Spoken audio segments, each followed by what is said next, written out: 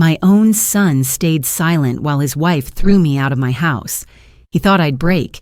He forgot who taught him to fight. I came back to the lake on a Tuesday because Tuesdays never pretend to be holidays. They don't carry anyone's expectations. The road from Green Bay draped itself between cottonwoods and farm fields, and then the water opened in a sudden sheet of pewter, huge and steady, with gulls angling over the breakwall the way they always have. I parked on the crushed stone I had paid for by the truckload, climbed the steps I had sanded with my own wrists, and fit my key in the lock. Someone laughed inside my house. It was the kind of laugh that doesn't ask for permission. It was followed by a voice I knew far too well saying, "Why is she back?" We barely fit, as it is. My hand flattened against the door. The porch smelled like lake wind and stale charcoal. A damp towel hung off the rail, striped and unfamiliar, leaving dark marks on the wood I had oiled in May.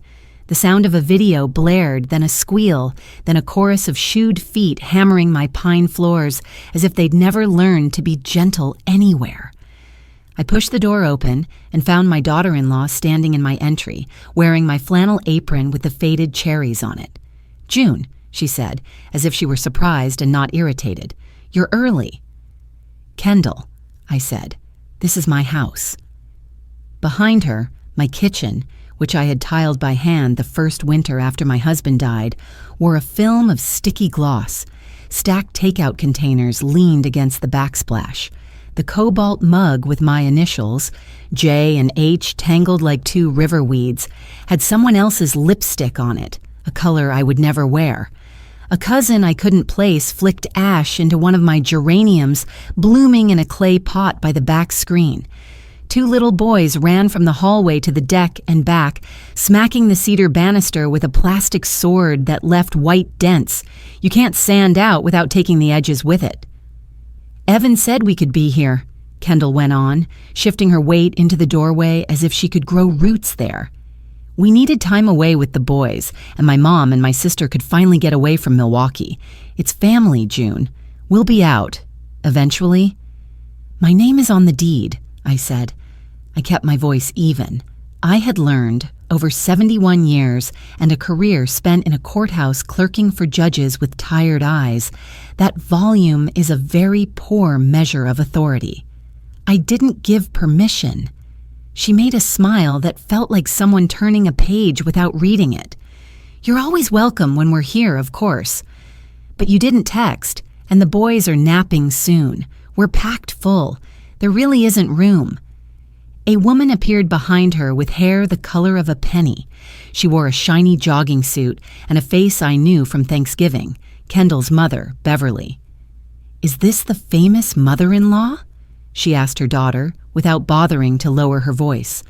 "I thought she'd be taller." The sister Paisley was there too, lifting her phone, tilting it, angling it, catching a precise slice of my doorway. "Say hi to the internet, June," she sang, as if her tone could make a trespass charming. "Put the phone down," I said. "Relax," she said, but she did lower it. "Where is Evan?" I asked. "Working," Kendall said. "Somebody has to." "You could call him, but he's on calls until late. We carved out this time for my family, and we're actually doing something here, making memories, getting projects done. You come up, take pictures of the sunset, and leave the cabin dark for weeks. It's a waste." "Waste doesn't live here," I said. "It never has."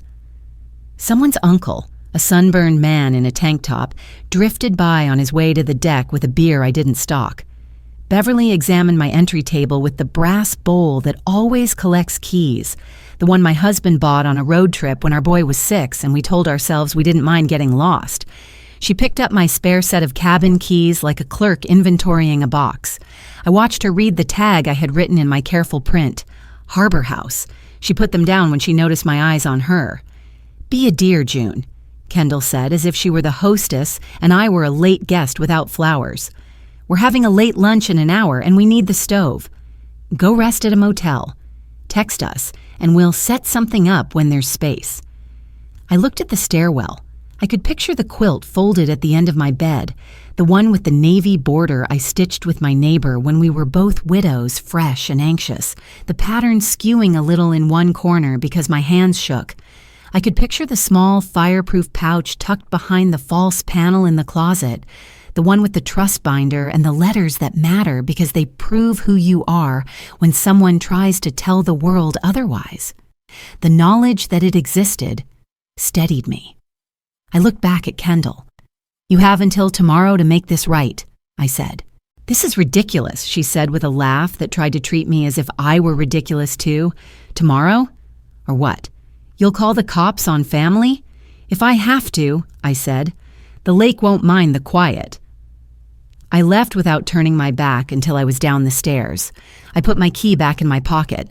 I stood on the gravel and breathed lake wind until my ribs stopped making fists. Then I drove to a roadside motel you can see from my porch if the leaves are off the birches and rented a room for $89. I sat at a little round table with a pale burn mark in the laminate and made a list with the pen I carry that leaves a clean black line. I wrote deed book and page, tax parcel number, photos before and after, trust binder, bank letter showing my accounts and my signature everywhere it needs to be. A note to myself: don't let anger do your talking. Anger can be the usher. Paper should be the sermon. It's a habit of mine, making lists beside humming machines. For years at the courthouse, the old printers sang the same soft whine while I flagged files with Post-its and penciled dates for a judge who never pretended to be surprised by human behavior. "Right when the blood is cool," Judge Weiler told me once when I was new and thought a hot letter could peel paint and change a mind. The law doesn't care about your temperature. It cares about your proof. The next morning, I rang my own doorbell and stood back. Paisley cracked the door like she was keeping a cat in and said, "What now?" "I've come to get my medication and some files." "Then I'll be out of your way," I said. She let me in with a shrug. The living room wore an inflatable mattress like a guest with bad manners. Shoes sprawled under the coffee table. The mantel had someone else's family lined up on it, printed in glossy squares. Faces I do not love in frames I bought at thrift stores and painted to look like the lake on a calm day. When I went to the kitchen, I found the drawer I had organized for a dozen summers. The one with the pot holders and the bottle openers and the small green paring knife. Rummaged and reshuffled so that when I pulled the handle, the drawer stuck halfway, swollen with foreign spoons. "Why are the towels on the floor?" I asked no one. I picked them up because I couldn't help it. The bathroom smelled like drugstore hair dye. There was a ring of dark at the drain. I lifted the shower curtain and silently apologized to the porcelain I had loved. Upstairs, where my quilt should have been smooth, somebody's mother lay sleeping on my pillow. One child I didn't know sprawled at the foot, shoes on.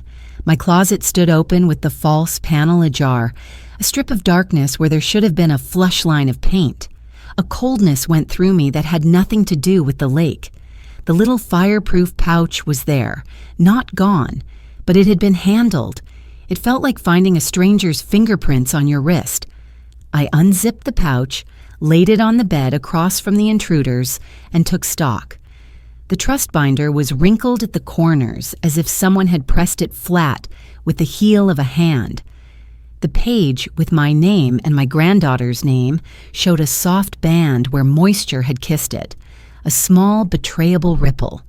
The page I keep on top, the one that says, "I am trustee today," and Lila is trustee only if two independent doctors I have never met, write in two separate rooms on two separate days that my mind no longer holds the ropes, was present and intact. Folded into the pouch that did not belong were two things that certainly did not belong to me. A photocopy of a power of attorney with my name misspelled, June Ann Harper, not June Ann Harper, bearing a signature meant to look like mine but leaning left where mine leans right, and a pre-approval letter from a lender in Madison for a quick refinance based on home equity, a number circled in blue pen, a sum large enough to make a greedy plan seem efficient. A yellow sticky note clung to the letter, Appraisal before Labor Day equals cash. Don't tell Jay I took photographs with my phone, close, then closer, until you could see where the copier had left a shadow at the edge of the page and the little nick in the paper that didn't exist on the original.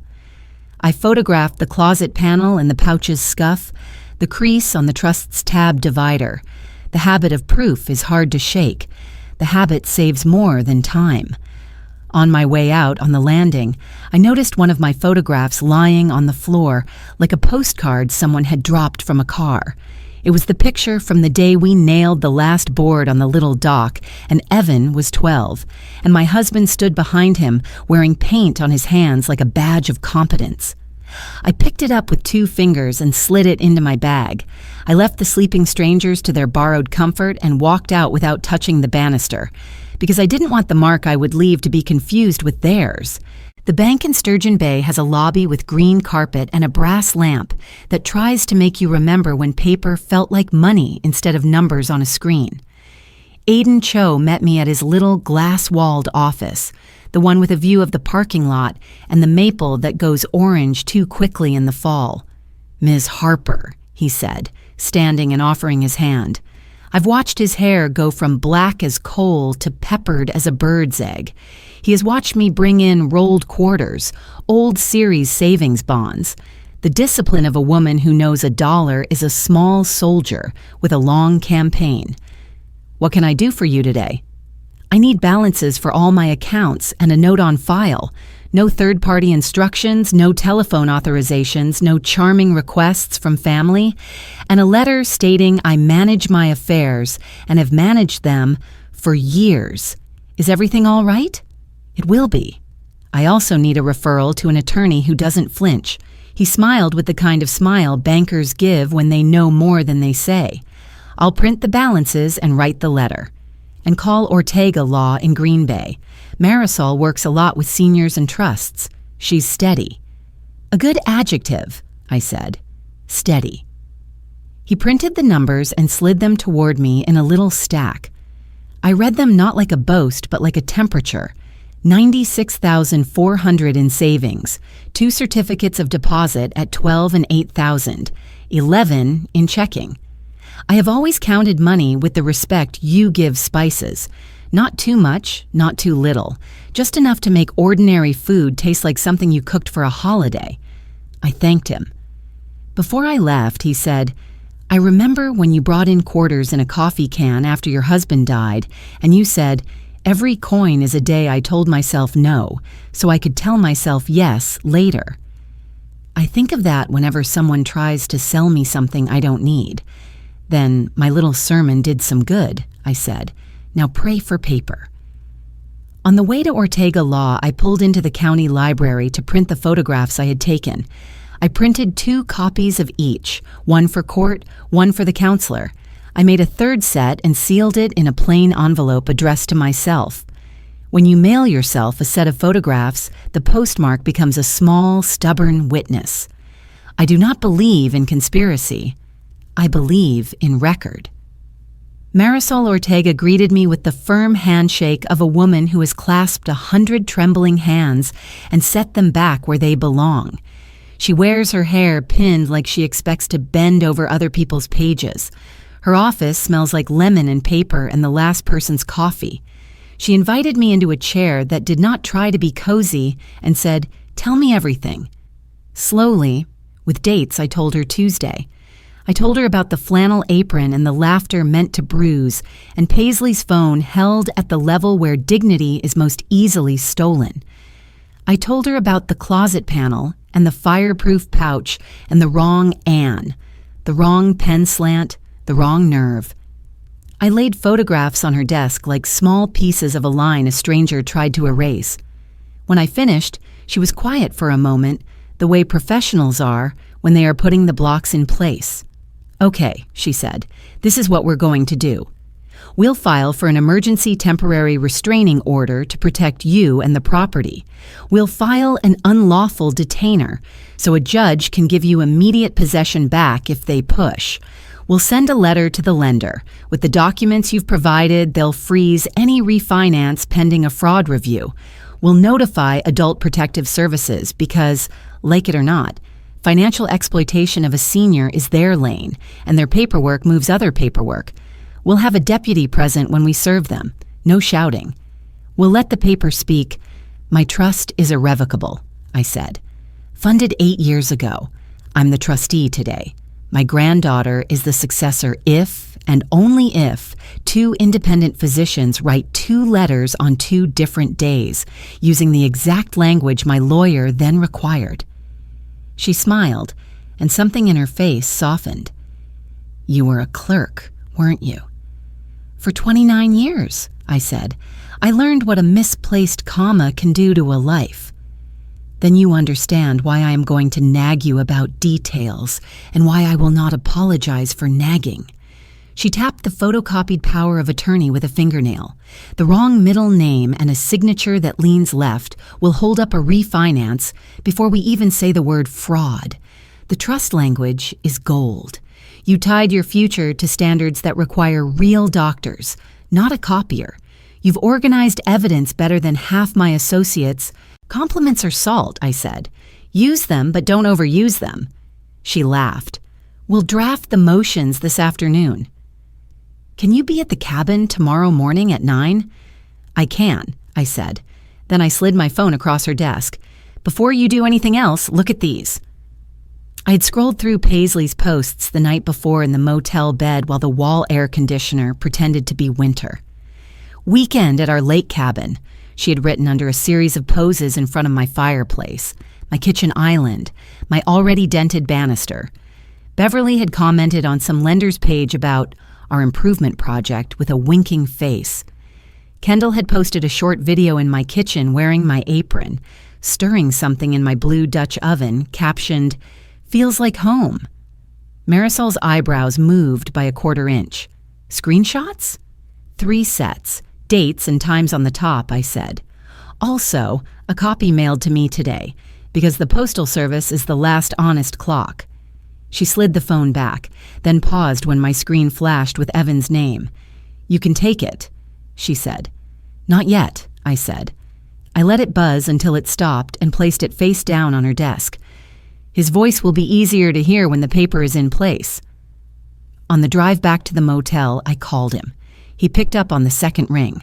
Mom, he said, like a man who needed me to be the simple person I used to be for him, a wet rag on a fevered forehead, a ride home after a fight.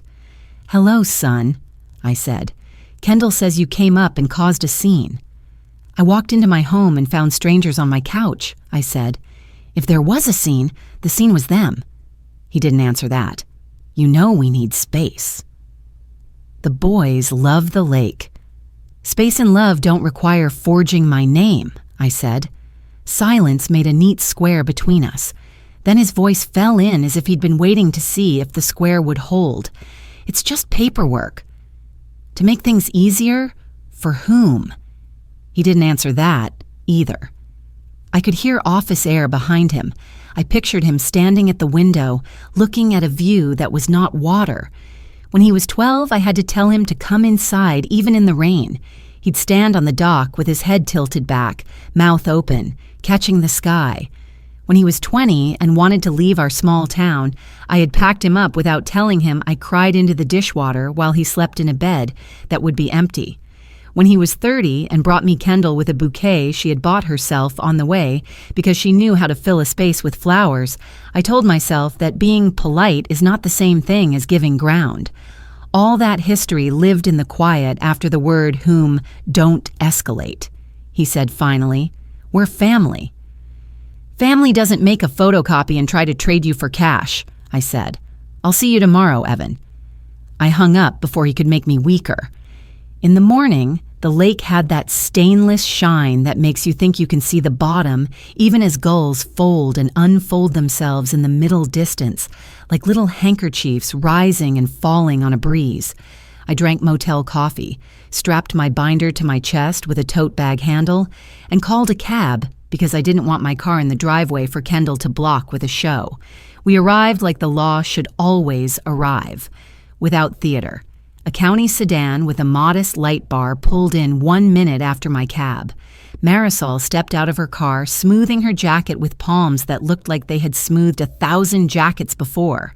Deputy Macklin joined us at the bottom step, a man with a face like a calm breakfast. He nodded at me, nodded at Marisol, and said, "Good morning, Miss Harper." "Good morning," I said.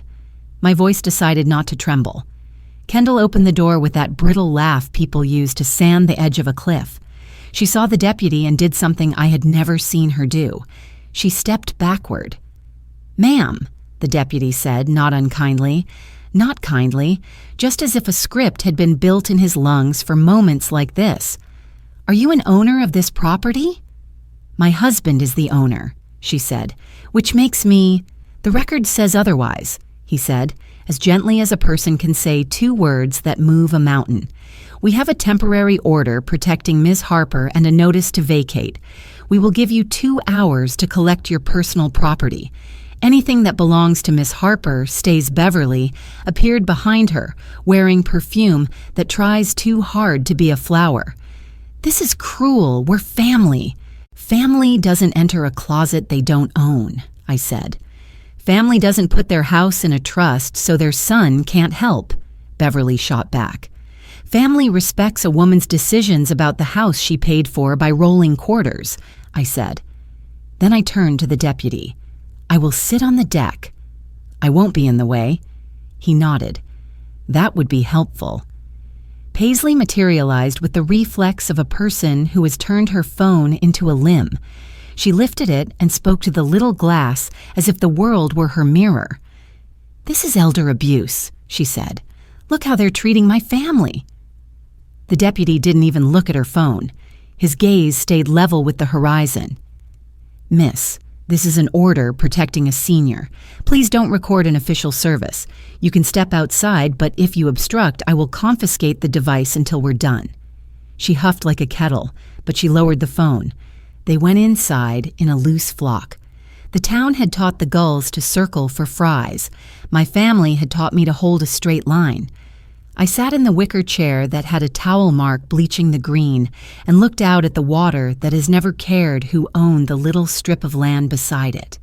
A little girl, someone's niece, someone's daughter, ran out the back door chasing a dog and almost collided with me before she froze.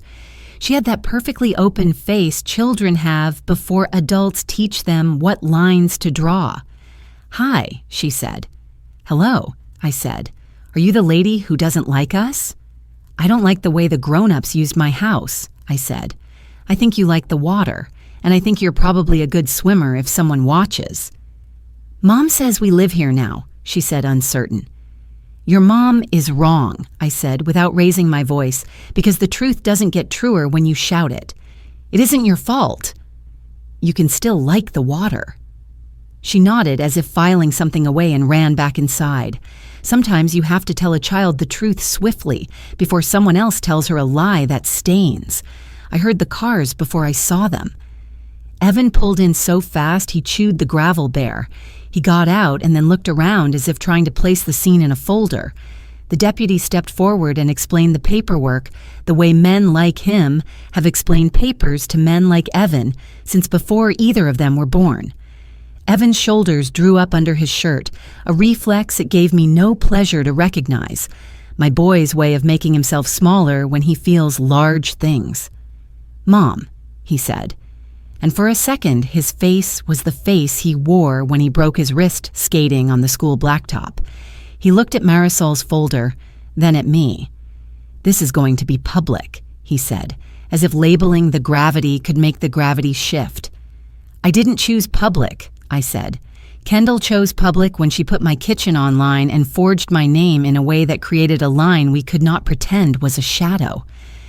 Kendall appeared at his shoulder and said under her breath, "Tell them she's confused." He looked at me instead of her and found the binder on my lap and the photographs laid on top like 4 steady cards no dealer could flick away. Something in his mouth loosened. "Kendall," he said, so quietly only the 3 of us heard it. "Stop."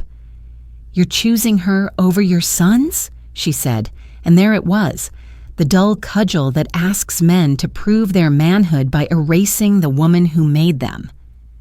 You said we would handle it as a family. I'm choosing what's legal, he said, and it wasn't courage, not really, not the kind that stands up in a courtroom and says, I lied, but it wasn't cowardice either. It was a man holding his own middle for once. Inside, drawers slid and thumped. The deputy gave them a half hour, then 15 minutes, then 5. Beverly came down the steps once and set a small velvet pouch on the table beside me without looking at me. We found these, she said. Inside lay my husband's cufflinks with the little basswood leaves carved into them, and $1 silver my father slipped me when I left home, late and scared, the coin he called a good luck weight, because he thought luck is something you carry, not something you wait for. Thank you, I said. She nodded without grace, but without disdain. When the last bag had been shoved into the trunk and the door shut, the deputy stood with one palm out. Keys, he said. Kendall dug in her purse very slowly like a person burying a dog's bone. You're going to ruin us, she said to me when she dropped the ring into his hand. I didn't start the ruin, I said, but I won't keep sweeping around it as if it were a rug. They drove away one after another. Evan left last and looked at me in the rearview mirror long enough for both of us to feel the years we had shared push at the divider we had just erected. Then the car reached the end of the drive, and the mirror simply showed trees. The quiet that follows a family leaving is not the same quiet as before they came. It is a clean quiet, a quiet that allows you to hear your own breathing and the screen door's soft scold and the long exhale of the lake. Marisol walked the rooms with me. We each carried a legal pad. We did not write down the stains. We wrote down the things that had become evidence. The open closet, the wrinkled page, the sticky note left behind, the scheduled appraisal date scribbled on a little calendar magnet on the fridge. We wrote down the names in the screenshots and the timestamps and the lender's letterhead. She called the lender from my kitchen. She pressed the speaker and put the phone on the island so the conversation could become part of the room's memory. This is Ortega Law calling about a suspected fraudulent power of attorney associated with an application on parcel 1-2-1-47-B, she said. We have an emergency order in place. Please freeze the file pending review. The person on the other end spoke in the measured tone of compliance departments. They said they would freeze the file. They said thank you. They said to send the order. Paper meets paper, and a machine takes a breath. After Marisol left, I called a locksmith. He came with hands that could teach other hands to be gentle with brass. He changed the deadbolts and slid the old ones into a plastic tub and labeled them because he knew I would ask for the old metal to hold in my hand before I let it go. I called a cleaning service, and when a cheerful voice promised a team by afternoon, I warned them about the hair dye ring and the sticky drawer and the ghost of a party no one should have thrown. I boxed things that felt unsteady and carried the little box to the closet and slid the panel shut and laid my palm against it just once. That night I slept in my bed, alone, my ears remembering quiet and then believing in it again. The morning after that, I made coffee in my cobalt mug and sat at the little table by the window where the birches move without needing permission from a schedule. I opened the mailbox at the end of the drive and found a letter from Adult Protective Services, acknowledging receipt of the report and thanking me for my cooperation. They used the language of bureaucracy, dignified, detached, almost musical, and it felt like a hymn, if you like your hymns sung without flourish. Later that week, a letter came from the district attorney's office with words like pre-charge diversion and conditions and restitution. I read them with the careful mouth of a clerk reading a judgment into the record. I do not delight in consequences, but I have never confused mercy with blindness. 2 days after the service, Kendall rang my doorbell. She came without Evan and without a phone held in my face. Her eyes were swollen, which doesn't make a woman innocent and doesn't make her guilty, but does mean she has been living in a room with air that hurts to breathe. I came to return what was taken, she said, and set a paper grocery bag on my table. It held the blue Dutch oven, now scrubbed too hard, 2 of my cobalt mugs, a bracelet I had lost 3 summers ago and told myself had slipped behind a dresser. She reached into her purse and pulled out a velvet pouch and set it beside the bag. "And this," she said, "your husband's watch." "And a coin." "Thank you," I said again, because gratitude can be honest even when it doesn't excuse. "Do you want coffee?" She shook her head. She stood with her arms wrapped across herself. She looked smaller, without an audience. "You're going to ruin us," she said again, but this time she didn't make it sound like an accusation. It sounded like a description of weather. "I'm going to insist that what was wrong be named wrong, where other people can hear it," I said. "What happens after that is up to the people who did the wrong. We were desperate," she said. "We have debts. Evan lost money in an investment he shouldn't have made last year, and the credit cards turned into a wall. The boys need school. The house needs a roof. You have this place and you come here and drink coffee and sit by the window and leave it empty for weeks. It seemed so..." She searched for a word and didn't find a good one. "Available." "Things aren't available because you want them," I said. "They're available because someone offers them. Or because you buy them. Or because a law says you have earned them. You are a hair's width from stealing a life's work. A thin line separates need from entitlement. That line is respect. I never wanted to steal," she said. "I wanted to move the paper. The lawyer I talked to said a power of attorney is just a way for family to help family. He said we should get ahead of things because you're old." "I am old," I said. "That's a fact." A power of attorney is not a crowbar. It is a hand you extend to someone when they are drowning, not a hand you use to push their head under water. And I put the house in a trust not because I distrust my son, but because I trust the future. People change, Kendall. Paper stays the same. She sat then, suddenly in the chair opposite, as if a string had been cut. "Evan says you never trusted him," she said, picking at the corner of the paper bag with a thumbnail. "He says you loved him and you paid for college and you bought him a car and then you told him how grateful he should be and how careful he should be, until all he could hear was how much everything cost. He needed me then," I said. "I did what I knew how to do. Maybe I overdid it. Maybe I needed him to need me. But I didn't need to be robbed to learn the lesson." She wiped her face with the heel of her hand, the way my granddaughter wipes her face, when she's trying not to show anyone she's not okay. "If I apologize, will you make it go away?" "No," I said, "not because I don't believe in apologies, but because apologies arrive after the harm, and the harm has to be named where it happened. The county has its conditions. I'm not the county. I don't control it. I wouldn't even if I could. Evan says you chose lawyers over family," she said. "I chose truth over a lie and dignity over humiliation," I said.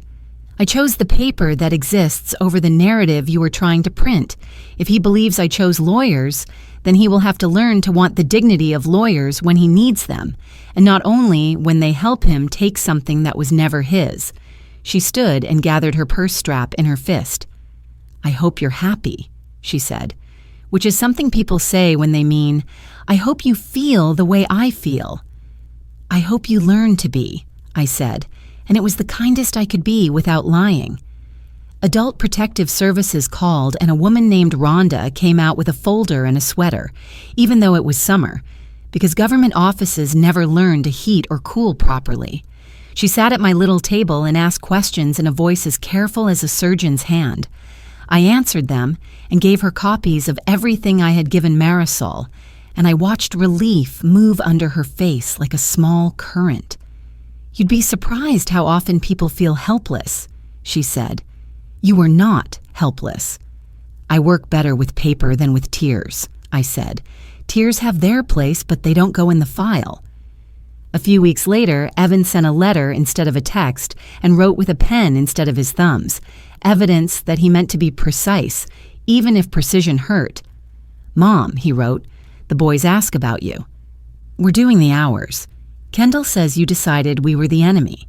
Maybe we all did. Maybe we forgot how to be a family and started trying to be a company. I don't know how to fix it. I just wanted you to know that I'm sorry." He left the sentence there without an object, and I sat with the blank space and let it be what it was. I did not write back. Not because I wanted him to hurt, but because I have learned that silence is sometimes the only ink that doesn't smear. He came by once after that, fast, nervous, like a man running an errand he didn't want to run. He stood on the bottom step and looked at my shoes because he could not look at my face, and then looked at the lake because the lake is easier to look at than a person you've wronged. "The DA says if we complete everything and pay the fine and the restitution, they'll close it," he said. "No jail, it will be on our record. Work might find out." "I'm not your enemy," I said. "I would have loaned you money if you had asked. I would not have given you my house. You chose the wrong thing to reach for when you were falling." "I thought you would say no," he said. "How did you know that if you never asked?" I said. "And even if I would have said no to the house, a no to one thing is not a no to the person." His eyes got wet then, but he blinked until they were just eyes again, no shine.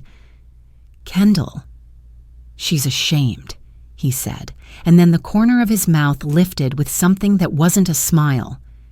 "She'll never say that word, but she is.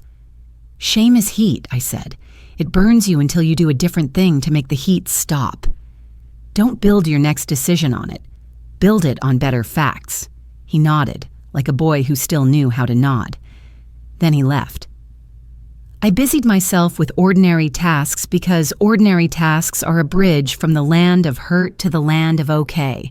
I hired a cleaning crew and paid them $700 to scrub the last of the strangers out of the corners. I watched 2 women in bandanas break the dye ring in the tub so gently it felt like forgiveness. I ordered cameras for the porch and the drive and the side gate and learned how to watch the live feed on my phone, not because I wanted to spy on deer, but because it made the part of my brain that likes to make lists relax. I baked a blueberry coffee cake and left 2 pieces on the steps for my neighbor who never knocks but always hears. I took my trust binder out and called my attorney, not to change what I had written, but to add a page about the land trust I had been reading about for years, the people who keep shoreline open for children whose parents can't afford to teach them how to love a horizon. "When I die," I told Marisol, "Harbor House should be useful to the people who never made a copy of my name for cash." "It's your house," she said, "and your future.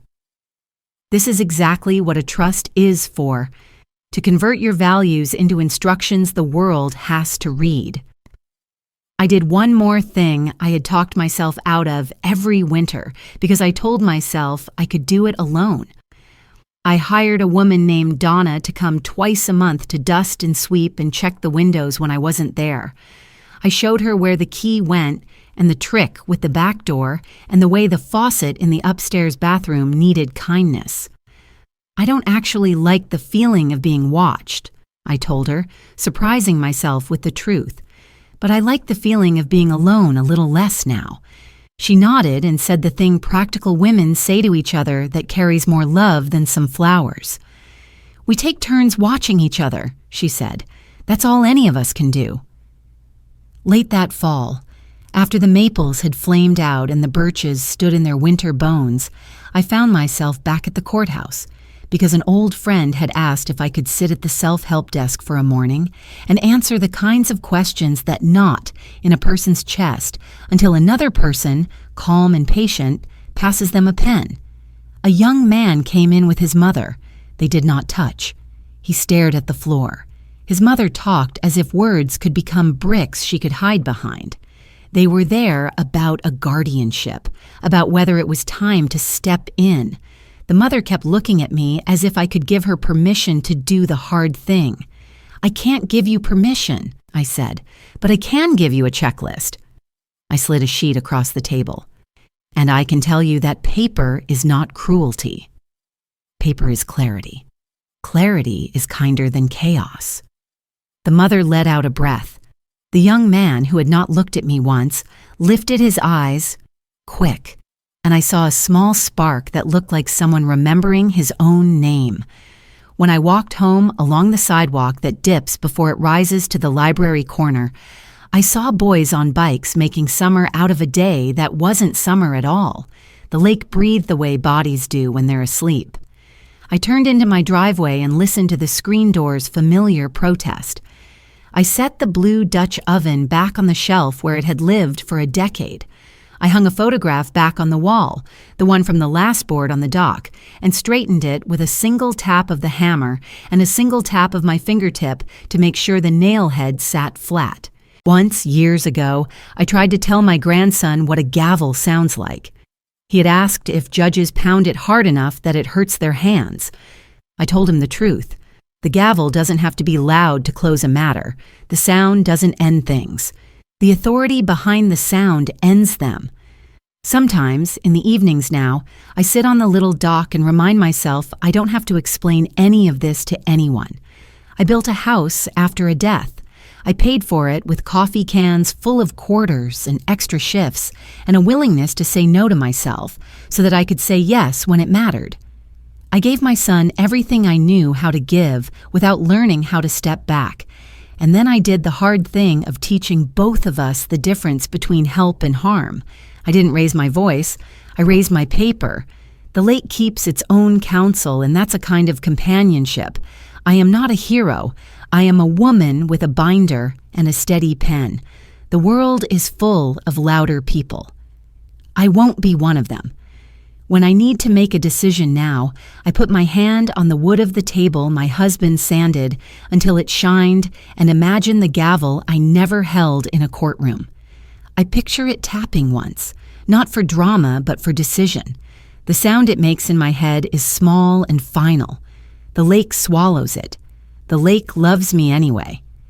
Evan brought the boys up alone once in December, when the wind irons the water flat and the light comes early and leaves earlier. He knocked. I opened. He didn't come in. He stood on the porch with his hands buried in his coat, and the boys ran to the bushes because they had never seen snow on the lake and wanted to just touch it, as if it could be different from any other snow. We stood there. Two people whose bodies remember the other's smell from infancy and grief, and he said, "We finished the hours." I said, "I know." He said, "Do you think you could help with Lila's band fee?" "It's $45 and her mom is stretched." I said yes, and gave him cash in an envelope I had put in the drawer, just in case the world offered me a chance to be decent without being used. "Kendall says," he began, and stopped, and shook his head as if discarding a script. "You can stop letting other people's words be your wind," I said. "You are allowed to stand without leaning." He smiled then, a small, bright crease that made his face look like his father's again. "Okay," he said. "Okay." We watched the boys carry snow to the edge of the dock and throw it into the lake and cheer because it disappeared like magic. It was not magic. It was physics they didn't have to understand to enjoy.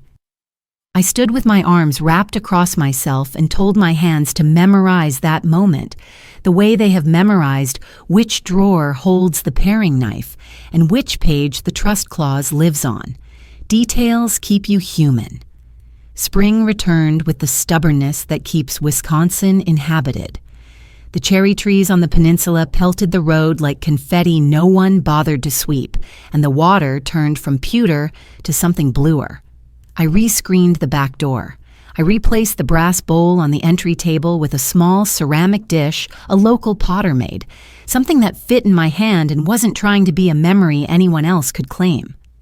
I put away my winter boots and brought out the canvas shoes that know the dock's boards like a blind woman knows the hall of her own apartment.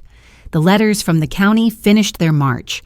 One said, "Case closed," and one said, "Restitution paid," and one said that Adult Protective Services appreciated my cooperation and to call if anything recurs, that gentle word for wounds that reopen. I put them in the binder, not because I wanted to read them again, but because a record that sits where it belongs gives you room to sleep. Sometimes in the night now, I wake up and listen. Once when I was a girl, my mother told me you can tell the difference between rain and mice by the way each one pauses. Mice scuttle and stop, scuttle and stop. Rain remembers it isn't about you. My life has been full of scuttling things. The rain teaches me to let it pass. This summer, when my granddaughter Lila turned 16, I brought her up for a long weekend without telling her father, not because I wanted to hide it from him, but because it was a gift meant for her first. We cooked pancakes and ate them too early, and she sat on the dock and showed me a song she wrote on a guitar she could barely keep tuned. And I told her the thing I have told myself since I was 20 and a widow with a coffee can. You can do harder things than you think, and you can do easier things by making them smaller. She nodded like a person who had just found the handle on a door that had been there the whole time. She asked me what happened last summer.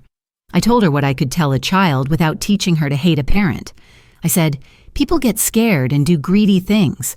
They do shameful things because shame is a hot room and they want out. The only way out is a door, not the window they break. She asked me why I didn't forgive immediately the way some people say we should. I said, forgiveness is not the same as forgetting. Forgiving is remembering without needing to pick up the knife again to show someone where you were cut. We swam in the lake even though it was colder than a thought you don't want to think. She came up sputtering and cursing, softly because she knows the way I feel about what language does to a house, and laughed so hard she frightened a bird off the dock. That sound is a kind of gavel too, the kind that closes a hearing with joy. Toward the end of August, when the evening light starts to carry the first thin strand of fall, a woman from the land trust drove down the lane and sat at my table with a folder. She wore sandals that had seen more dirt than carpet, and a dress that looked like it was made from the same fabric as good intentions. We went through the papers like two people sorting a sewing basket, setting aside what didn't belong, keeping what did. We'll steward it, she said. We'll keep access. Kids will stand on this dock who have never been this close to a horizon before. Leave some room, I said. The house is small. The land is not. She smiled in a way I recognized because I have seen the faces of people who love something and are careful with it. We signed what needed to be signed and didn't sign what didn't. She left me a little metal tag to screw into the dock with a number on it that would mean something to other people.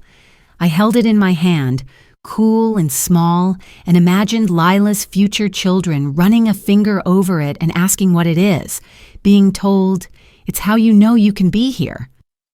The day after she left, I made myself a sandwich and ate it leaning on the counter, the way I do when I'm too excited to sit down. I cleaned up and put the knife away and looked up at the shelf where the blue Dutch oven lives and felt a mix of sadness and relief, so balanced it almost felt like nothing. You cannot tell, while you are being hurt, what the shape of the hurt will be later. You can only keep your records and your breath and your ability to look a person in the eye when they say a sentence shaped like a threat, and answer it with one shaped like a fact. I still hear Kendall's first words sometimes when I turn the knob on the front door. Why is she back? We barely fit as it is. I hear them, and then I hear my own voice answering, not out loud because I am done shouting, but in my chest, which never lies to me anymore. I am back because this is my house. We fit because I made a truss that keeps the walls from closing in. We fit because I replaced the locks and hired Donna and decided to be the kind of woman who will ask for help in the daylight instead of waiting for the dark to make me brave. I see Evan more now. He brings the boys when Kendall is working. He brings Lila when she wants a quiet table to write at. We do not dig at old ground. Sometimes we touch it with the toe of a sentence and step away. He does not ask me for big things. I offer small things. A ride, a bill paid on time, a boy's pair of shoes bought without a speech. We will never be the people we were when my husband stood behind us with paint on his hands and the smell of cedar in his hair. But we are people who can stand on the same dock and watch the same water without tilting. If you stood on the road and looked at my house from the wrong angle, you might think nothing ever happened there. The geraniums bloom and someone opens the door and laughs, and the lake performs its slow play. But if you walked up the steps and put your palm on the door frame, you might feel the place where my hand has rested at the same height for 20 summers. You might feel a shallow wear, not enough to see, enough to know that hands make a memory a house can keep. You might hear a faint echo of a laugh that wasn't kind, and then you might hear the small, firm sound I hear when I sit down at the table with my binder and my pen. The decision, not loud but final. I never raised my voice. I didn't have to. I raised my paper. And when I needed to seal the moment so it would keep, I raised the gavel I carry inside my chest and tapped it once on the wood my husband polished with his hands until it shone back at him the way I hope I sometimes shine back at the people who have loved me, who have hurt me, who have learned me. The matter is closed. The lake approves in its only language, the small slap of water under the dock.